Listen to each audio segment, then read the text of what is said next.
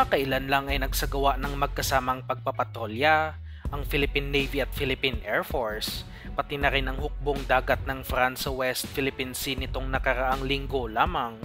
bilang pagpapakitang lakas at kooperasyon ng dalawang bansa. Dineploy ng Pilipinas ang mga FA-50 light combat aircraft nito, nakasalukuyang pangunahing fighter jet ng bansa, at kasama nito ang Dassault Rafale fighter jets ng French Navy na nakadeploy sa kanilang aircraft carrier. Ito ang pinakaunang beses na bumisita ang aircraft carrier ng France sa ating bansa dahil gusto nilang mas palawakin pa ang defense cooperation kasama ang Pilipinas dahil nakikita nilang maaasahang kalyado ang ating bansa at suportahan ang Pilipinas sa problema nito sa West Philippine Sea. At sa bagong balita na ating nakalap, nagpahayag ang ambasador ng France sa Maynila nitong linggo lamang na nakahanda umano ang mga French defense companies na suportahan ang modernisasyon ng ating hukbong sandatahan at mag-supply ng kung anong kinakailangan ng ating bansa, mapasa Army man ito, Air Force at Navy, pati na rin sa Philippine Coast Guard.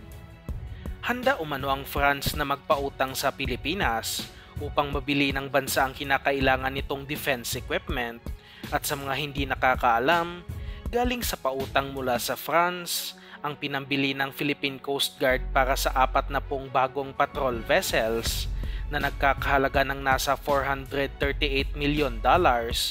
o nasa lagpas 25 billion pesos.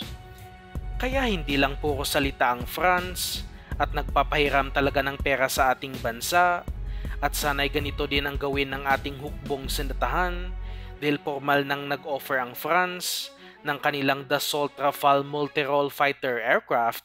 para sa fighter jet project ng Philippine Air Force sa modernization program.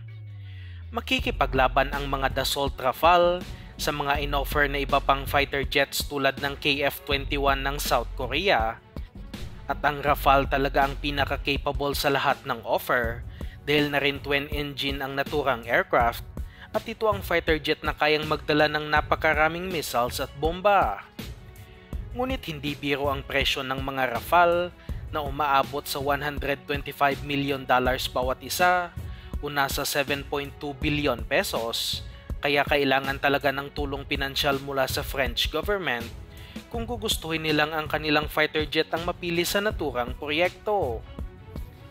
Ang isa pang malakasang offer ng French defense companies na halos alam na rin ng lahat ay ang mga Scorpion attack submarines para sa Philippine Navy at nagbigay na rin ng pahayag ang hukbong sandatahan na isa ito sa kanilang bibilhin upang mas lalo pang madepensa ng ating territorial waters. Napakamahal din ang proyekto na ito, subalit nag-offer din ang France ng 18 years to pay para sa kanilang mga submarines upang mas maging magaan ang kada taong pagbabayad ng Pilipinas at upang matuloy na talaga ang proyekto. May range ang mga naturang submarine na aabot sa 12,000 kilometers, kaya malawak na parte ng West Philippine Sea ang kayang bantayan nito at armado din ito ng mga torpedoes, anti-ship missiles at mga anti-air missiles, kaya masasabing hitik talaga sa armas ang mga naturang defense asset. Sa suma total, nasa 97 billion pesos ang kinakailangang pondo ng Philippine Navy upang mabili na talaga ang mga submarines at agaran ng maumpisahan ang konstruksyon nito. Ang iba pang ino-offer ng France sa ating bansa ay ang Mistral Short Range Air Defense System para sa bagong proyekto ng Philippine Army upang mas mapalakas palalo ang air defense capability ng bansa. May range ang mga Mistral missiles ng 8 kilometers lamang at sa mga hindi nakakaalam, ito ang naka-install na air defense system sa ating mga Rizal-class frigates, ngunit hindi pa nasusubukan ito ng Philippine Navy. At dahil napag-usapan na lang din naman ang air defense system, inaasahang ang Vertical Launch Mica o VL Mica na gawa ng MBDA ng France ang ilalagay na missile launcher para sa ating mga bagong Miguel Malvar class frigates na kung saan dito ilalagay ang mga anti-air missiles.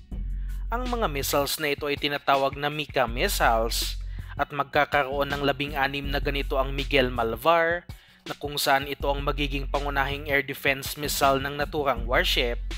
at mayroon itong range ng nasa 20 kilometers. Mayroon ding mga warship na ino-offer noon ang bansang France, ngunit hindi natin alam kung ino-offer pa rin ito sa ngayon, tulad na lang ng kanilang Go-Wind class corvettes na kung saan sa aking opinyon lamang ay napakagandang disenyo at kasing dami din ng armas ang ating Miguel Malvar frigates.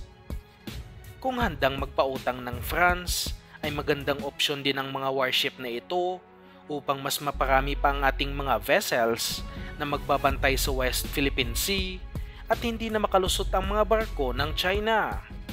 Sa ngayon, maghihintay lamang muna tayo kung mayroon ng formal na anunsyo patungkol sa pagbili ng French products at umaasa tayong mangyayari ito sa lalong madaling panahon.